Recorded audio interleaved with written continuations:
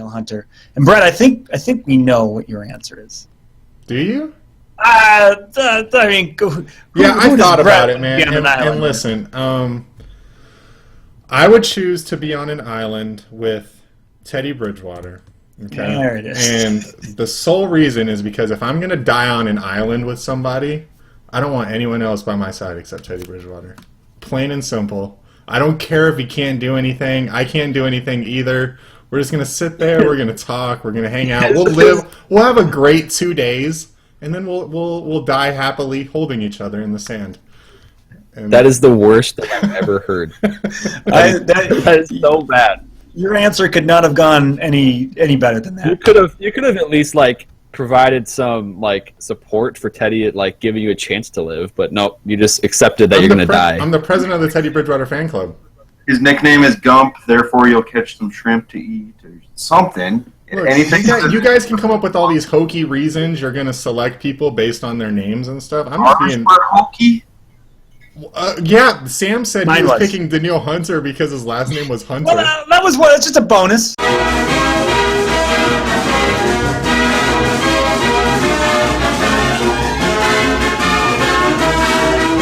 What's up, everybody? Welcome to episode 17 of the VT Roundtable. We got a lot of stuff to get to tonight. We got Michael Floyd and kombucha. I think that's how you pronounce it, right? Kombucha. Yep. We got Randy Moss and Ahmad Rashad being inducted into the Vikings Ring of Honor. We got Zimmer potentially giving up play calling duties on defense. And then we're going to wrap up with a pretty fun question. But before any of that, I wanted to give a shout out really quick to everyone that bought our Disgusting Act t-shirt last week. We talked about it on the show. We really appreciate your support. It's not too late if you didn't buy it. We'll include a link in tonight's description. But I also really quick wanted to talk about another shirt because like I said last week, we do have a few shirts. So this week I wore the I Bleed Purple t-shirt. So this is another design that's exclusive to VT. I'll include some imagery up on the screen right now. If you dig it, we'd love the support. I'll throw a link in the description. Any money we make off these things basically just goes to keep VT running, and it also helps us support the team, these writers that you see here on the roundtable. So we really appreciate the support, and go check it out. So anyway, let's get on to the Vikings talk. We're going to start out with, like I said, the Michael Floyd issue. Michael Floyd, as I'm sure most of you know, tested positive for alcohol while he was on house arrest, which violated terms of his DUI sentence and probably among other things. But according to Floyd in his camp, he was up late watching movies at 3 a.m. drinking kombucha tea. He was tested at 5:30 and a few other times after that, and his blood alcohol content was over the limit each time he was tested. And then he missed the test at 6:30 that morning because he fell asleep. So there's a few things to talk about here first, but I guess I just want to start off by asking you guys whether or not you buy basically what Floyd's camp has come out and said at this point about the kombucha. Sam, I'll start with you, man. What do you think? Well, I do not buy it. I'm not trying to be cynical, but I just think being a realist looking at it. Luke Braun from Purple PTSD wrote a great guest post for us this week, really breaking it down in a very succinct way based on body weight, blood alcohol content, and how much kombucha someone would actually have to drink. Even giving the most liberal interpretations of this alcohol content and even really trying to stretch it to make Floyd's story work. We're talking a couple gallons of kombucha he would have had to drink. Not something any rational or sane person would ever ingest in a day, much less a few hours in the evening before bed. So, no, I think that unfortunately Michael Floyd got popped, and he's going to have to deal with the consequences, and I'm afraid he may not start the season as a Viking. So has anyone actually ever had kombucha tea here? Yes. I lived in Boulder, Colorado, so part of the deal. What is that? Is that really part of the deal? It's a very hippie college town, so you have to either drive a Subaru, drink kombucha, or have dreadlocks. Yeah. So what is that like? Like what? It's fine. It's a fizzy probiotic beverage. I've had it once or twice, and I had no idea there was alcohol in it, to be honest with you. Right. Yeah. I heard it tastes like farm or dirt or ground or grass. I've never had it, so I don't know. But we should have all had kombucha tea tonight. We should have prepped. Yeah. Yeah, I mean, I think Luke said in his guest post, the one you referenced, Sam, that I don't know if the science is sound behind this, but like he would have had to have drinking like 7 liters or something of kombucha tea in order to get his blood alcohol content up to those amounts. At the very least, yes. And I mean, it just seems kind of odd too, right? Like 3 a.m. in the morning, watching movies in Kyle Rudolph's home, drinking slamming liters of kombucha tea. I don't know, man.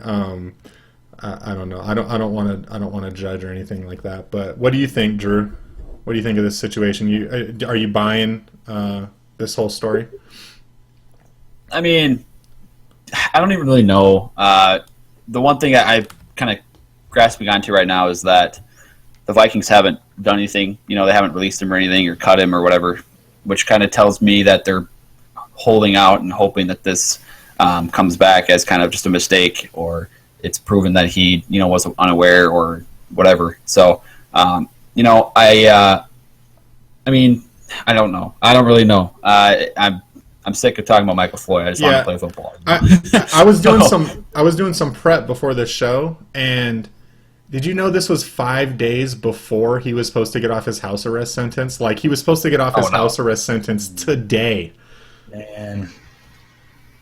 I mean, it's unfortunate. Come on, man. Like, and I don't know. It sucks because we were all so pumped. If you watched the show, you know how pumped we were about how he could potentially contribute to this group. So speaking of the group at this point, you know, because I mean, I'm almost positive that Floyd will no longer be the team when this thing all pans out, which is unfortunate. But, you know, speaking of that wide receiver group, what do you guys think happens with the group now? Do you guys see them targeting anyone else, maybe some free agents to add to that group? Adam? I think just like 2 weeks ago, we were all on here talking about how crowded the depth chart is at wide receiver and how that might shake out. And I made the comment right towards the end of our conversation that injuries might sort out the depth chart. And in this case, an off-the-field incident might sort out the depth chart, which the Vikings made a number of, I don't want to say questionable or risky, but eyebrow-raising moves in terms of character this season. Michael Floyd being chief among them, and Dalvin Cook perhaps being right up there with them. And that's kind of the inherent risk, is that you have a fan base or a part of a fan base that says, I told you so, when something goes wrong. It's very similar to drafting or signing a player that has injury history. A player with high character is more likely to succeed on the field. And I'm not saying that alcoholism or is poor character necessarily, but clearly this is a young man that had some issues in the past that resulted in being arrested and jail time and house arrest and almost certainly an NFL suspension coming up. And the Vikings took a chance on him, and it was low risk, high reward, but the risk looks like it probably won out. But as far as this current group goes, I've been saying it all off season, and we started to see it with Eric Decker and Anquan Bolden still out there. And I think really as this off season progresses, we're going to see a second wave and a fairly sizable wave of wide receiver talent hit the open market when teams start to come. Even Jeremy Maclin, we just saw too, who signed with the Ravens. Yes, another one, and I think the Vikings will have options if they need them, and that's all going to be on these young guys. And I said it 2 weeks ago. With Michael Floyd's presumed suspension at the beginning of this season, somebody was going to have an extended audition, and that somebody was going to control their destiny, not Michael Floyd. And they just got a huge advantage when it comes to make an impression on the Vikings. Well, and not even the new guys too. I mean, it could be guys like Jarius Wright, right? Like, that was my thought. What does this mean for Jarius Wright? Everyone was assuming he gets cut. Does he still get cut now? Yeah, I mean, I think that obviously there's a lot to consider. I think we got an old-fashioned training camp competition coming up. Yeah. What do you guys think about Anquan Bolden? Austin, do you think he was someone I had down? Do you think he'd be worth looking at? A similar type of receiver? I don't know. I feel like Hoodie really likes Anquan Bolden, so inherently I don't. Right. Okay, that's good enough. No, but honestly, I feel like, and I'm a little more optimistic, and I don't think there's going to be as many battles as we think. I think you're pretty set with Stephon Diggs and Adam Thielen 1 and 2. The talk out of camp is that Treadwell's the for sure number 3 guy. He's entrenched there. Rodney Adams has got a spot on the team. They're already pushing him as a kick returner, punt returner guy. And I think Jarius Wright probably sticks with the team. I think I don't know about Stacy Coley, but there's someone I'm missing. Not Moritz Boringer. Sorry, I'm very sorry about that, Drew. But definitely not him. Yeah, they like him. So I don't necessarily know if they go after a guy like Anquan Bolden. I know that they were looking at Rod Streeter, and I don't think he's signed with anybody. I wouldn't be surprised if they add someone, but I think the Vikings are okay with the guys they have now. Yeah. So, Adam, going back to kind of something that you were talking about, I mean, do you hold this sort of thing against the team when this sort of taking a risk on a guy with character concerns blows up in your face, or do you think it's really dependent on how much has been invested? And in this case, because so little was invested, it doesn't bother you as much. Yeah, I think you grade on a curve, and it's kind of a pros and cons column. Really, you got Rick Spielman's resume, and you got the positives and the negatives, and really every move ends up on one side or the other. There's not much gray area. You either look at a player and go, yeah, that was worth it, or no, it wasn't. There's pretty few instances where, when with hindsight to our advantage, that a majority of reasonable people can't agree on a player's career. And I don't think anyone should really hold this against Spielman that he went after Floyd.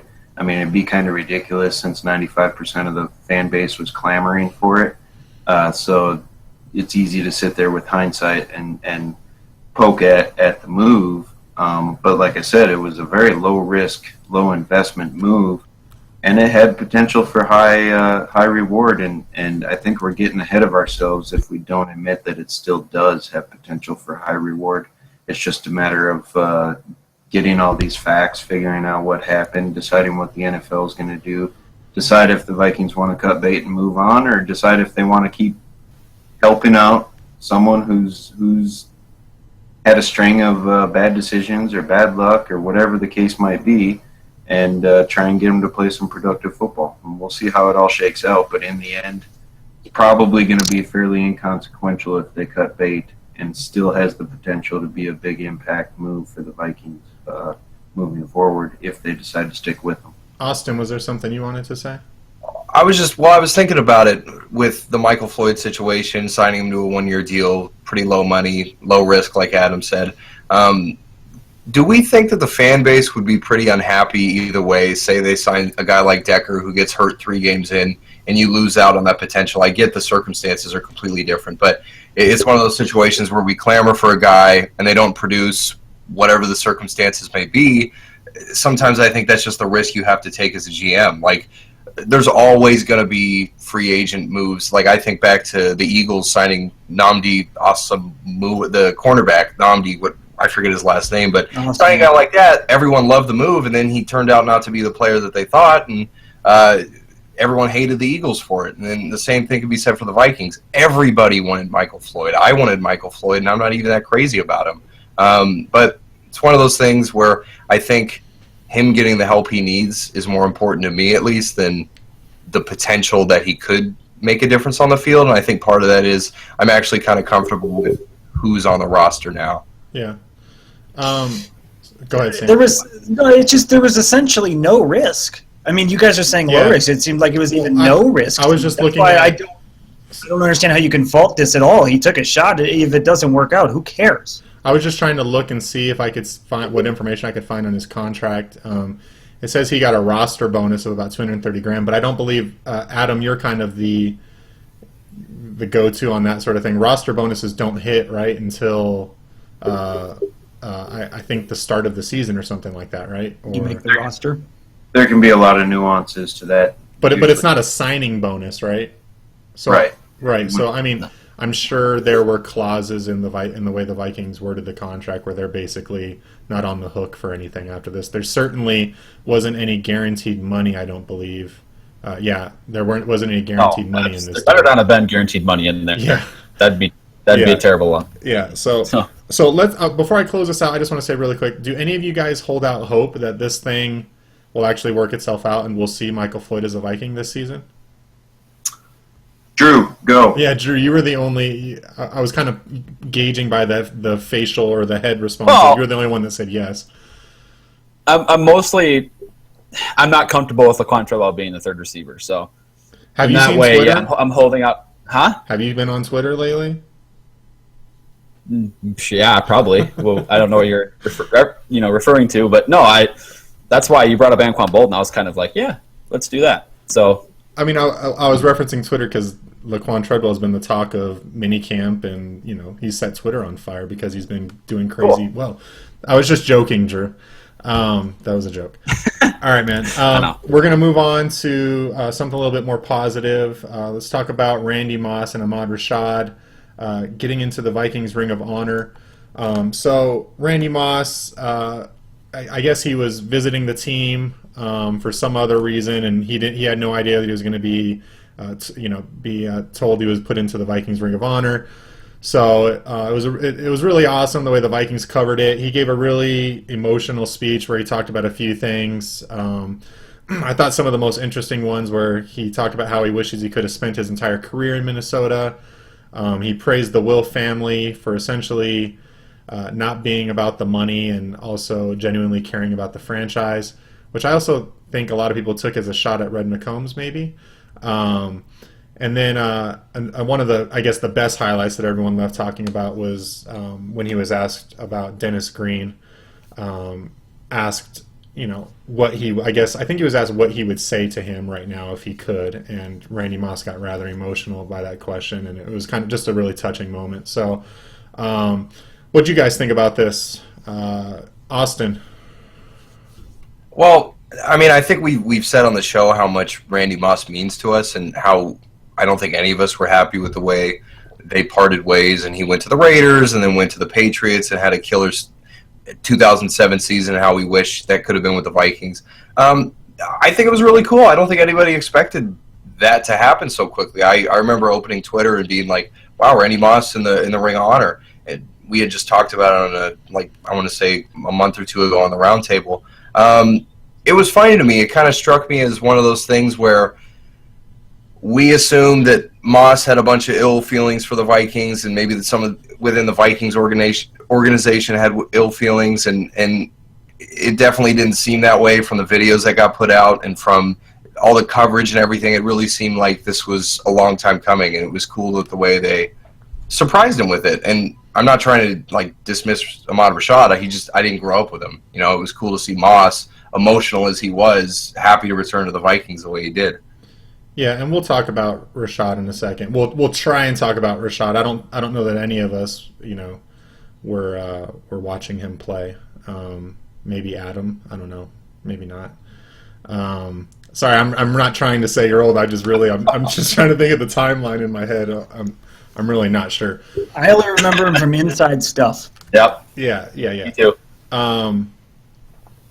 Yeah. So I thought, Drew, something that you said on Twitter was really kind of hit it on the nose, is that time heals all wounds, and I think that's what Austin was kind of getting at too. And I think it was just kind of nice to see time finally start to heal this wound, that I think both parties had, Moss and the Vikings organization. I don't. Can anyone speak to Ahmad Rashad though? Because I did a little bit of research on him, but I just wanted to throw it out to you guys first. If We got a note from our guy Sean Borman, who couldn't be here tonight. Just a couple interesting notes. 4 receiving touchdowns in one game, which is a Vikings record, and he made 4 straight Pro Bowls, 78 to 81. Right. Also, the miracle at the Met Yeah. was Ahmad Rashad, Yeah. and I think he was a part of many key moments in Vikings history that, unfortunately, we don't have anyone of the older generation on the staff here. Go ahead and send in your applications, everybody. All you old guys must watching be us. 50 plus. But no, I mean, I found the timing odd that they would have Randy Moss and Ahmad Rashad, it's kind of like. Yeah, I agree with this. It's no disrespect to Rashad and his career, but it's not even the same echelon. Yeah. So I feel like it's almost like Rashad on his own as the only wide receiver in his own year. That would be a lot more fun for him and for his fan. Yep. You even got that feeling. You even got that feeling in the press conference that Moss gave. It was like Rashad's just kind of standing back there by himself, and Moss kind of, I think, did his best to try and include him in the moment. But I agree 100%, Adam. I don't understand. I think Randy Moss is certainly deserving of his own moment, and it seems unkind almost to tie Rashad to that because you're just inevitably putting him on the back burner. Is that a touch of recency bias, though? I know I also feel that way. I agree. Yeah. I'm just wondering because none of us did see Rashad play. Absolutely, it is, but I think that's just the truth of the scenario. I mean, I think even people that were huge Ahmad Rashad fans that were watching were also disappointed, probably because they felt like their player, the guy that they grew up watching, wasn't getting the love he deserved because he was playing second fiddle to Randy Moss. So I almost think it was probably detrimental to both people. Well, I think they're planning on doing the actual ceremony in 2 different games. I mean, I don't know if that makes it that much different, but the fact that I think this is literally just a kind of announcing that they will be in the Ring of Honor, and then they have the press conference and everything and whatever. But I think that they're going to have the ceremonies in 2 different games, so maybe that's different. But it's probably not a big deal. Isn't Moss's game the season opener? I believe so. I mean, it makes sense with Monday Night Football and him being on ESPN and everything. So that'd be cool if he was blowing the Gallahorn. I mean, Moss have like 10,000 more receiving yards than in his career. I actually looked this up. Let me see if I still have it here, and I can run through some. So Ahmad Rashad was the 4th overall selection by the Cardinals in 1972. Like we said previously, he had 4 Pro Bowl selections with his time during the Vikings from 76 to 82. He was the Vikings' 7th all-time receiver in receiving yards with about 5,500 yards, and 5th all-time receiver with touchdowns with about 34 touchdowns. Randy Moss had 9,316 yards, so about 4,000 more than Rashad. With the Vikings? With the Vikings, yes. Because he had over 15 on his career. With the Vikings, Randy Moss had 9,316. Okay. So, real quick, we'll move on to the next one after this. Go ahead. Was someone going to say something? I was just going to say that, I mean, the Vikings are a corporation, so I was wondering what their...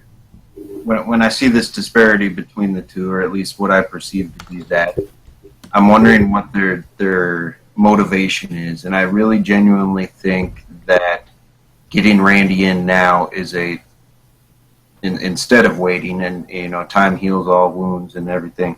I wonder if it's not a direct reaction to the passing of Denny Green. That was kind of the how so, Adam? Well, I wonder if Denny wasn't. He was obviously still involved with the organization to a certain extent, not the same extent as Bud Grant, who Ahmad Rashad played with. But I wonder if Denny Green wasn't at some point trying to get the Vikings to put Randy into the Ring of Honor, and that if there were still some wounds, they were dragging their feet on it, and that the passing of Denny Green finally spurred some action on that front. Yeah, a good theory. Completely conjecture. And then the other point I wanted to make, and I reached out to you guys earlier, but I was wondering if anybody can think of a Muslim, Islamic practicing NFL player in history that has been granted as big of an honor as they're about to with Ahmad Rashad. And being a cynic or always wondering about motivations, I guess I should say, I wonder if some of the current political climate didn't make this an interesting storyline throughout the year, especially with Roger Goodell and the travel ban of Donald Trump's. Roger Goodell kind of sidestepping that whole thing, and the NFL Players Association, this was a few months back, stepping up and saying, no, we support our players of all faiths. And they're traveling to London this year, and there's just a lot of interesting angles there that could produce some storylines. And I wonder why now for these two players that are of the same. I think you're thinking about it too much. I think you're thinking about it too much. Yeah, Well, I mean, Adam, you could be in the front office, like a PR, marketing department. That's very possible, but if that's what the Vikings PR marketing department ends up playing on when this time rolls around, then we'll be able to link back to this episode, and I can say I told you so. Yeah, well, resume. Alex Jones. Now, one question before we move on. I'm just curious. Did that come up in his press conference at all? Did he mention that he's a Muslim American, that the Vikings mentioned? Because I didn't know that before you told me that. Yeah. Ahmad Rashad's not his real name. I can't remember what his name is. That's literally what I was just Googling, because I was always like, man, that guy's got such a cool name. His given name is Robert Earl Moore. Not bad, but no Ahmad Rashad. That isn't bad. Yeah. No, So I had no idea either. But no, I'm curious. Are the Vikings accomplishing a first here? Did you do any research on that? Because I can't. Hall of Fame. I think we're making a mistake here, like transforming the way we're thinking about this, because the way you phrased that, Adam, was you said, are the Vikings making a first year or doing a first year? And I think we need to give more credit to the fact, or to actually what Ahmad Rashad did on the field to earn the Ring of Honor distinction, instead of kind of turning it to like, well, the Vikings are just doing this because, Sure. you know. No, I'm not saying that, but I'm wondering again, why now? Being cynical of a giant. I get that. Yeah. A giant corporation that's given us a million years, even though we're fans of them, a million reasons to be cynical of them from a business standpoint.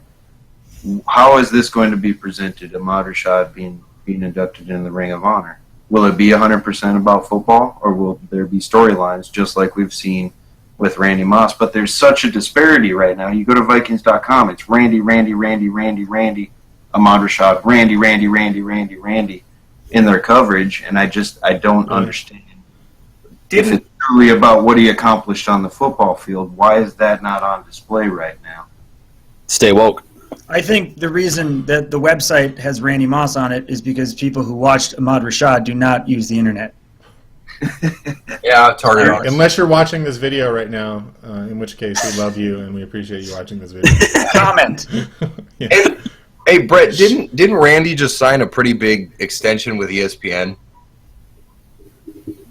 to be an analyst? I don't know. Probably. I mean, he's really good at it. I'm just going with Adam's theory here that the timing Either of that is that like by default, by not being fired by ESPN, he received an extension, or No, I think he got bumped up to a bigger role with ESPN, and his induction's going to be part of Monday Night Countdown or part of Monday Night Football when the Vikings open up. I could see ESPN making this a big thing for Randy too, honoring him. There being highlight tapes during Monday Night Countdown.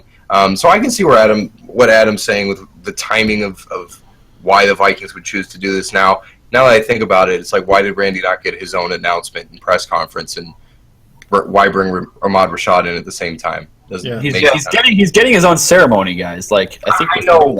merely an announcement of what's going to happen. Drew, I know, but but I think he also could have still gotten that and still gotten his own announcement. I just think, I mean, especially right now when there's like a huge shortage of news, I don't think it would have been difficult to just schedule them on 2 days. It just seemed kind of weird that they put him on the back burner to Randy Moss. Anyway, not a big deal, and we spent. Real quick, oh God. Sorry, let me clarify for Drew. I'm not saying that they did this because it's a first. I'm genuinely asking: is this a first? Is this a first for that faith and for Muslim Americans that play football? There's a bunch of them in the NFL right now, and is this the farthest, the highest bar achieved that we're going to be witnessing this upcoming season? Because if so, I think that's something cool and worth celebrating. And I'm just curious how the Vikings approach it. I'm not saying that's why he got it. Right. Yeah. I don't. Yeah. I think I know what you mean. No, we're good. All right, so just to be clear, too, the jersey number has not been retired yet, right? So 84 hasn't been retired. And what's also funny is Ahmad Rashad wears number 28, and I know a few of us have been joking that it just would have been hilarious if they announced that they were retiring Absolutely. 28. But I think also something that's cool, too, is I think this gives me hope for Randy Moss Adrian Peterson eventually having the same kind of ordeal after a certain period of time where things have been allowed to heal, and maybe we'll see Adrian Peterson come back and get inducted into the Vikings Ring of Honor, right? Ring of Honor? Yeah. Or Zimmer and Spielman might fly down to New Orleans and convince him to come back.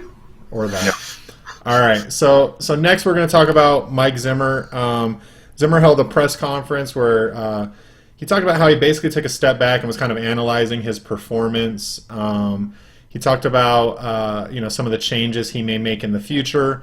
One of the most interesting things a lot of people thought was that he suggested that he may take a step back from the defensive play calling and leave that in the hands of George Edwards in an attempt to be more involved in other aspects, game situations. He also talked about how he's been getting much more involved in the offense, attending more of the offensive meetings, etc.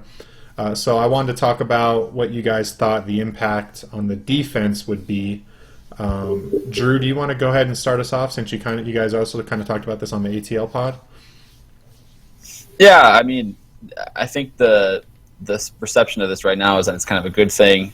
There's kind of a less of a workload, I guess, for Zimmer as he kind of gets back to full health here, or at least what kind of the full health can be for him.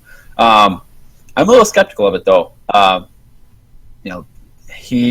This defensive scheme, this kind of 7-up thing, the double A gap blitz look, it's kind of his baby, and he knows it best. It's practically in his blood now.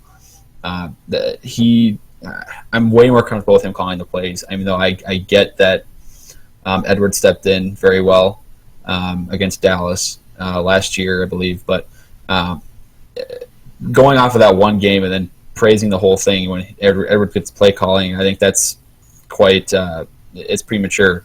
I have doubts for sure about this, and I understand the kind of the excitement about letting Zimmer focus on other things, because he does need to improve on his game management. I think clock management, challenging.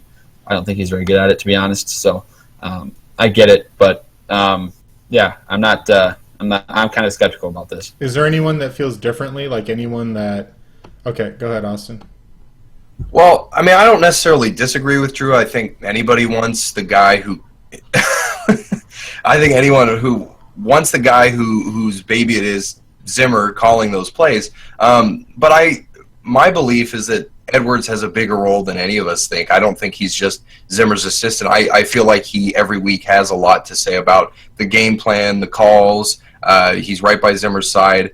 I don't necessarily think it's a bad thing. I think it's a combo. I think Zimmer's eye and just being in the position for a couple years, you kind of being forced to take a step back and go, can I handle all this? Am I really benefiting my team as a whole? I think there's been some cases where he's pitted the offense against the defense, and that I don't think that works in the NFL. And I think having a little time off to recover and think about things, he's come to the point where he understands that he can delegate rather than micromanage. And I think it's a good thing. I think it benefits everybody. So we got a kind of a sneak peek at George Edwards calling the shots, right? That Thursday night game against the Dallas Cowboys, where they basically shut down one of the best offenses in the NFL. I mean, obviously it's a limited sample size, but I think that was a positive takeaway from that game. And I think Zimmer also said in his press conference that he's not removing himself completely from the defensive play calling, that he would basically have Edwards call the plays, and he would obviously get to override his calls or say, no, we're not going to do that. We need to do this instead. I guess one of the things I wonder, though, is do we think we gain enough by having Zimmer focus on offense to warrant him taking a step back from the defense? Sam? Well, I don't know if he's focusing on offense per se as much as he's focusing on being a head coach. We're just talking about not calling plays during a game, and I think we've all seen the deficiencies in clock management, and I think part of that is because his mind is wrapped up in other things. Obviously, not necessarily if the offense is on the field is he thinking about defensive play calls. There's almost only so much you can perceive and take in as a head coach, and I just think you should probably be being the CEO and just making sure all the pieces are in place as the head coach as the game goes on, and make sure all the wheels are running, all the wheels are greased, everything's running the way it should be. Wholeheartedly agree with what Drew said about the Edwards game. We should not put too much stock into one game. We see this all the time in the NFL in terms of coaches or backup or players or backup quarterbacks or what it is. They'll come in for a spurt and they'll play or coach well because teams aren't used to them. So if teams aren't accustomed to Edwards' style of calling a game, and it probably is a little bit different for Mike Zimmer. Not to say he didn't do a good job, I'm sure he did. But let's not put too much stock into that. Now, that being said, that's why everybody likes backup quarterbacks, because they'll come in and play well for a little bit. Everybody go, oh, this guy's great. Well, they don't have any tape on him. Once they have tape on him, that's different. I mean, it is different. Edwards didn't come in and completely do a bunch of things that Zimmer has never done and the Cowboys weren't anticipating. I mean, he ran the same defense. Do you think he called the defense in a different way than Mike Zimmer would have? Probably not. Do you think he called the same plays? Yeah. See, I disagree. I don't think two guys will ever call a defense the same way. Well, I think not exactly the same plays, different. but I mean the scheme.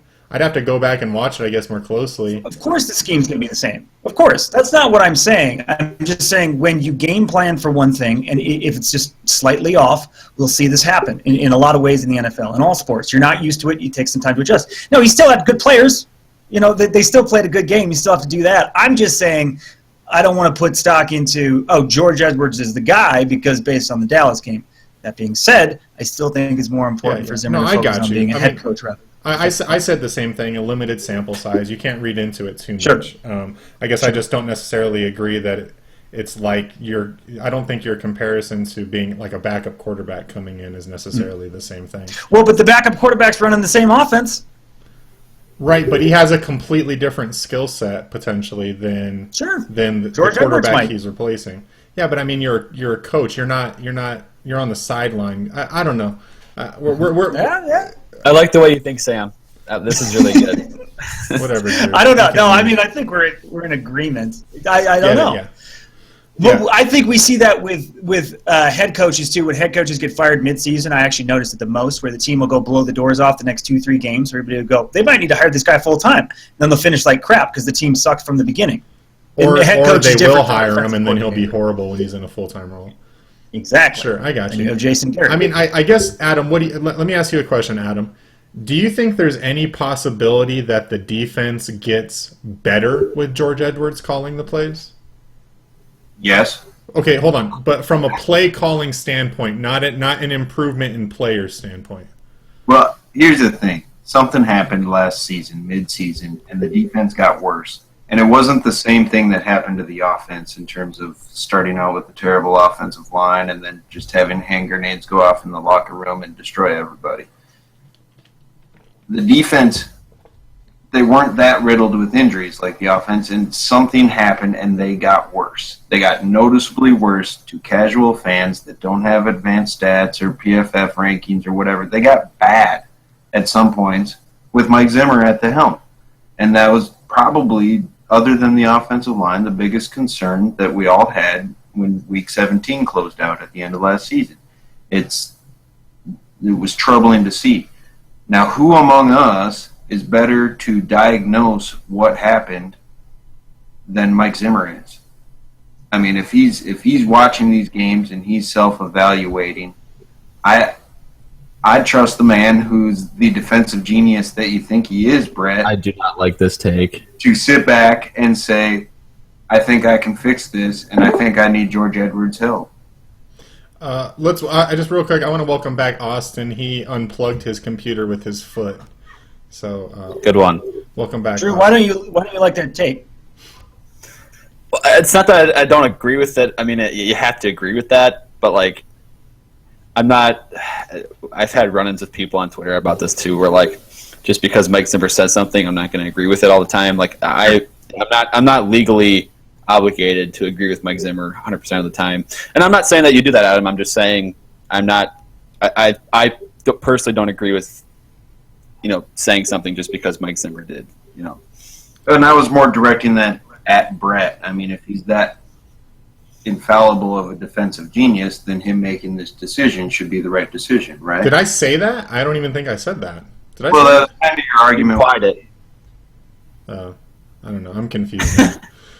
But no, I think it can get better, and I think Zimmer is capable of looking at his own performance and being honest with himself and deciding whether or not someone else taking over a portion of the duties, which is what a defensive coordinator is hired to do, is take on a portion of those duties so that the head coach can focus on being a head coach. Okay. And then that's not even touching on the eye issue, which none of us know what the extent of that is in terms of impact on a game. His retina's perfect. Yeah. I have a kind of snarky, kind of serious question. It's about half and half. Going back to that Dallas game. Cool. Who was the acting head coach in that game? What's his name? Mike Prefer. Yeah, Mike Prefer. Should we put stock into his performance as a head coach from that game? Yeah, Yes. I think we should maybe promote him to head coach if this year doesn't go well. No, I think you guys hit on an important point earlier too, which is that Zimmer making these revelations it doesn't necessarily mean that the scheme is going to change. With the scheme that we all seem to enjoy so much, and I don't think it would change that much. I think it's going to free someone up to make some decisions on the fly that through those clock management snafus we've all seen that the Vikings can improve on making some decisions on the fly when the clock is ticking. Shouldn't the scheme change a little bit, though? I feel like it should evolve because, and again, I don't know. I don't work for an analytics company, but that whole double A gap thing, that every time they did that the second half of the season, they got nowhere. Yep. Obviously not every time, but I remember watching it.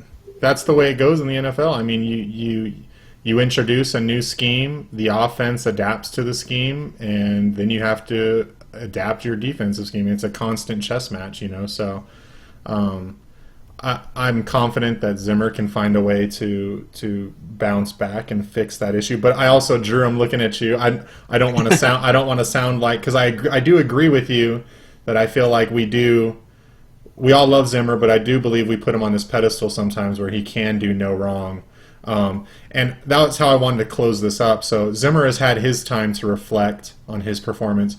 I wanted to ask you guys really quick what you guys thought of his performance after some reflection. What do you think Zimmer needs to improve on, if anything? Obviously, we have the kind of game clock management issues. Is there anything else that you think Zimmer is maybe just mediocre at that he can do better in? Or maybe I'll start with you, Drew. Since you seem to be the biggest Zimmer critic here, or at least that's the role I've put you into now. Nah, I'm apparently on Team Sleeves, and now I guess I'm anti-Zimmer now. So, Yep. Perfect. But Team Prefer.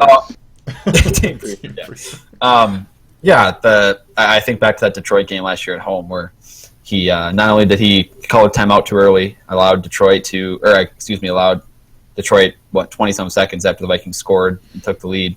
Then he went into ultra prevent defense mode and allowed Stafford to lace in a 35-yard pass without any problem, and Detroit ended up winning that game. And really, the Vikings would be in the playoffs if they had won that game. But there are other issues. Obviously, I think I don't know what to say he has in the offense, but I think I'm not completely confident in Pat Shurmur, and I'm not saying I don't want Zimmer to take over the offense, but I don't know.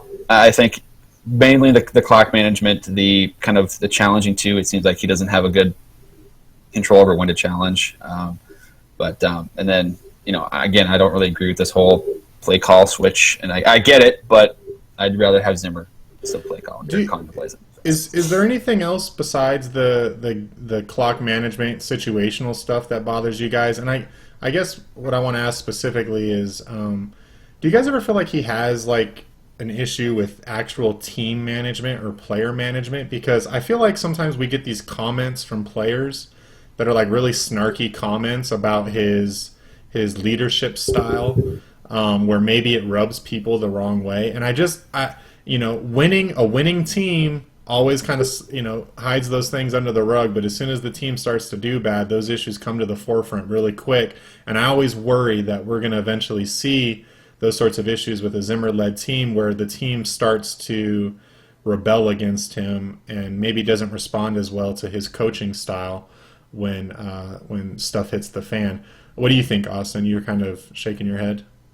Well, I was shaking my head at Drew because I actually like Pat Shurmur, but that's a whole nother topic to talk about. It is. My biggest issue with Zimmer, it's kind of what you touched on, Brett, is I don't necessarily think players respond well to some of the motivational tactics. I know Terrence Newman in that interview with Brian Murphy even said something about how you kind of have to get used to that. It's a very old school thing. I mean, like, I coach high school football, and that's a lot different than coaching the NFL. But even kids see right through stuff like that. These are grown men that you're talking about with the cats or the don't bite the cheese, the rat heads and whatnot. So I think if Zimmer can do something better, it's just coaching his team. And I thought last year especially there was an issue with calling out players at the podium.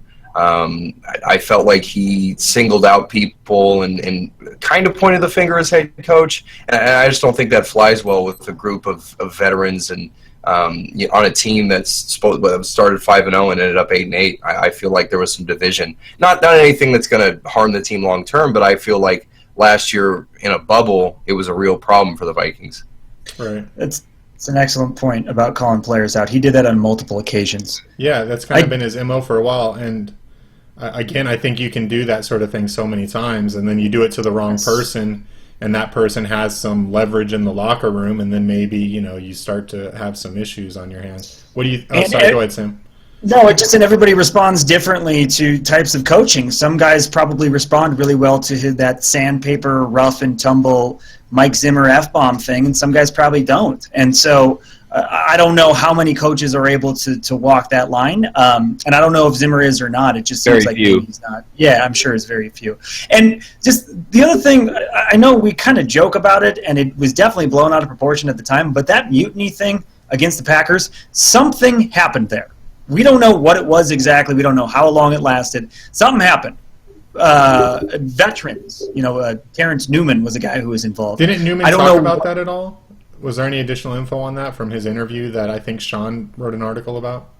I mean, it was just a miscommunication, in my opinion. I mean, the plan was for Rhodes to follow Nelson, and I'm talking follow if he goes from left to right, right to left, whatnot. They adjust to that, and they decided not to do it, and Newman got burned, and there was some miscommunication after the game where they didn't discuss it before the press talked to him. He almost pointed the finger at the press a little bit for not asking the right questions. Newman did.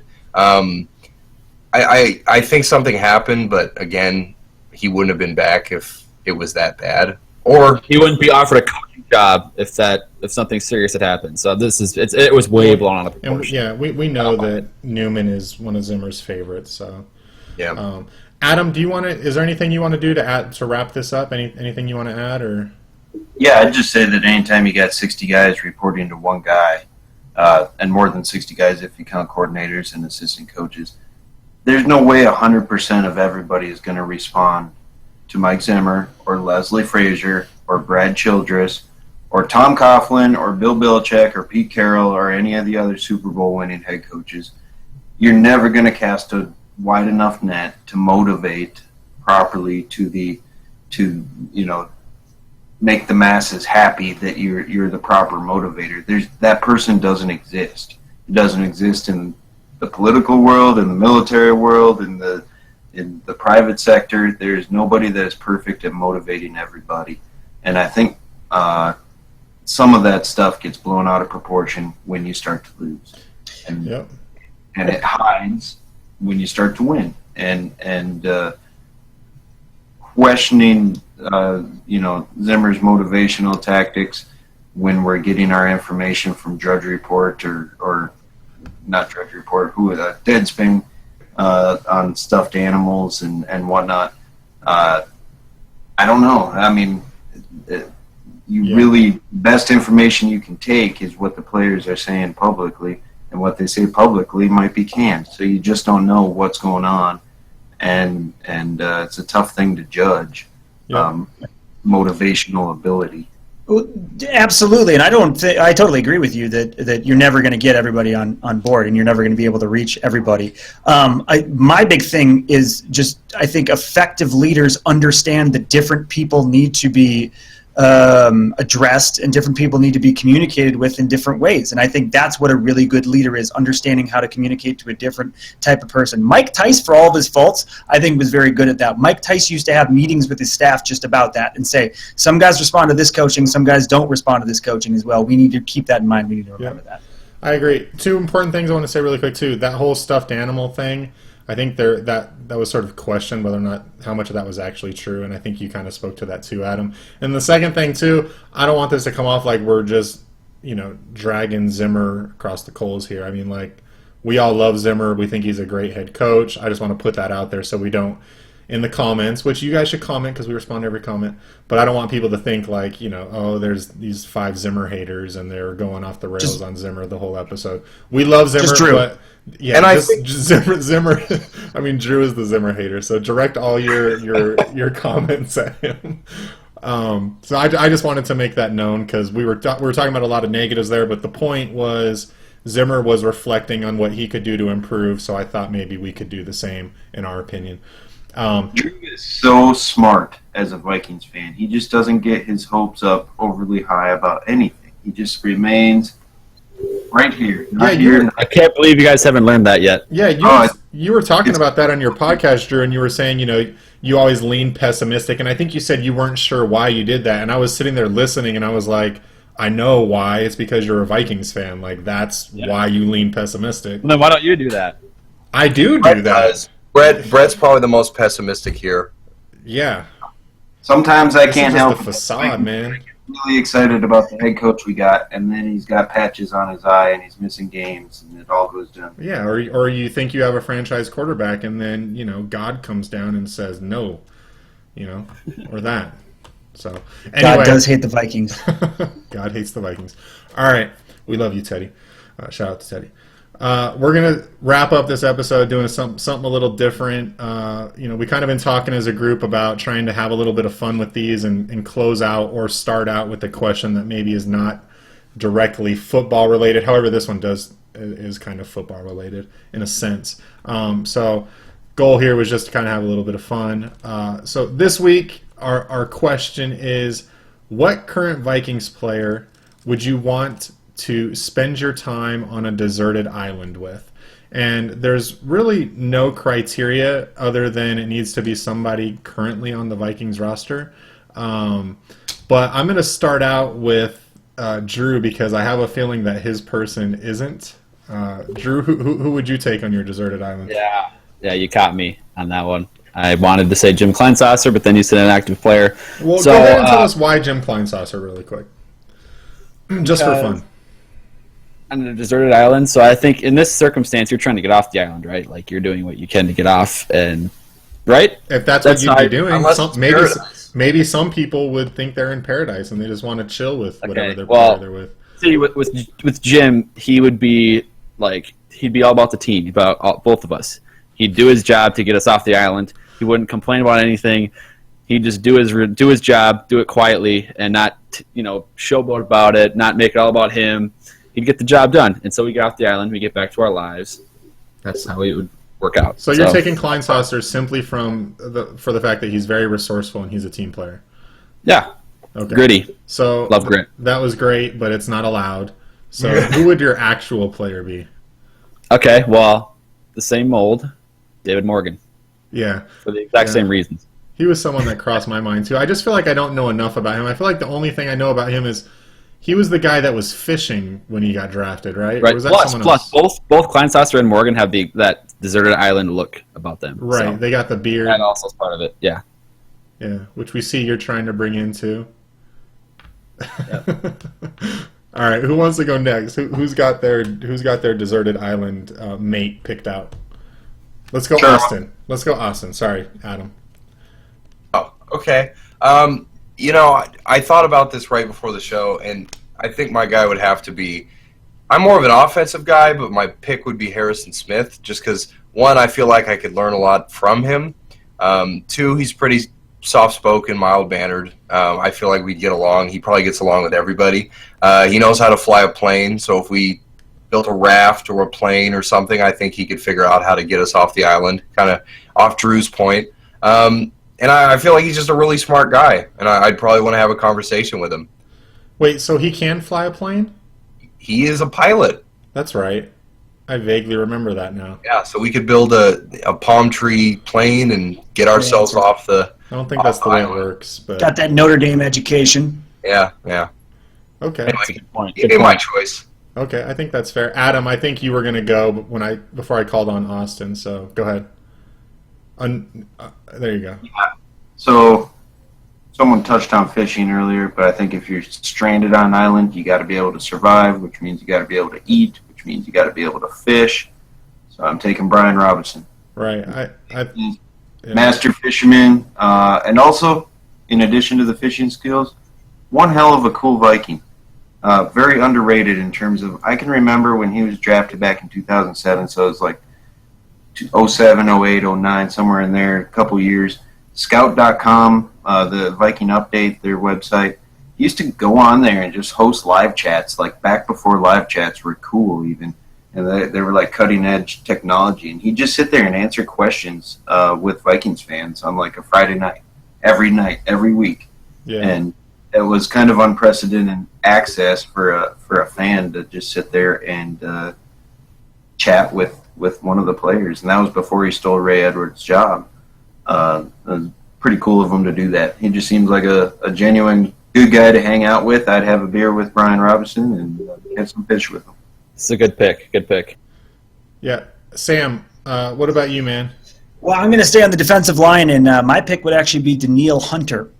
Just a physical specimen. I don't see anything on that island he can't do. Seems like a very pleasant and intelligent young man to be around.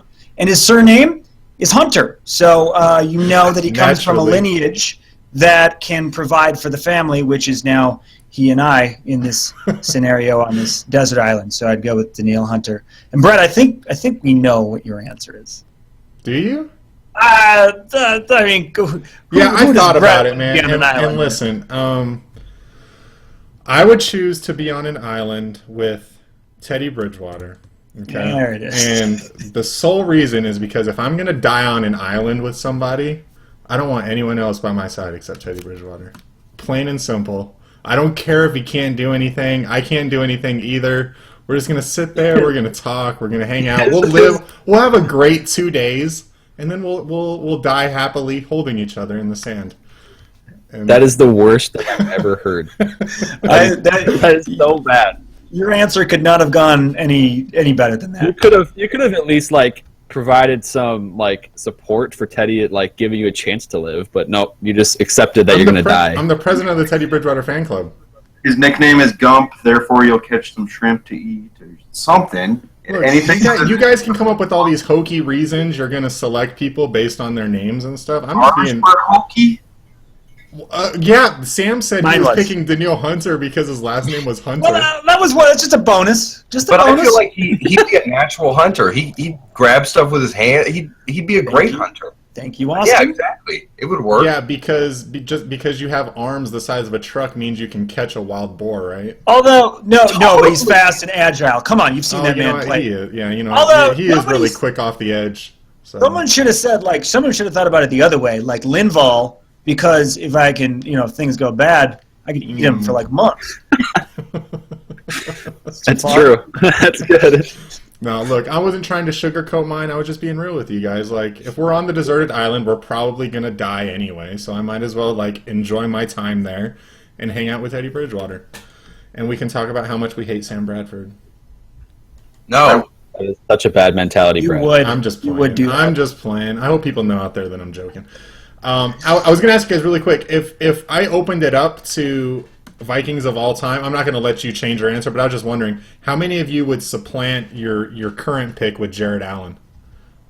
Ooh. No. I'd go. Austin? No, I'd. Close second. Yeah. Yeah. So no one would change their current pick for Jared Allen if he was allowed. He's funny in spurts, but I feel like after a couple nights, I'd get tired of it. Sure. So Is true. Ragnar That is an so option? true. Ragnar. He's no longer a Viking. Yeah, he's not even a Viking anymore. Man. Ragnar, Alex now. Boone, and Jared Allen would probably get along great. Just that trio on the deserted island. Oh, yeah. Chris Hovan too.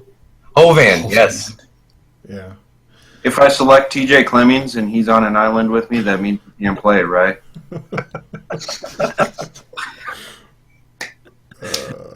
Just weighing my options. Oh, you're just taking one for the team. All right, guys, that's going to do it. Thanks for joining us tonight on the Roundtable. If you enjoyed your time with us, we'd love that like. We'd love a subscribe. And please share with your friends. That's the best way for us to get the most views, is if you tell your friends and family about this show. And then once again, check out those t-shirts. We're going to put the links in the description. We'd love it if you guys checked them out and ultimately ended up purchasing one. And that'll do it, guys. So we will talk to you next week, and see you around.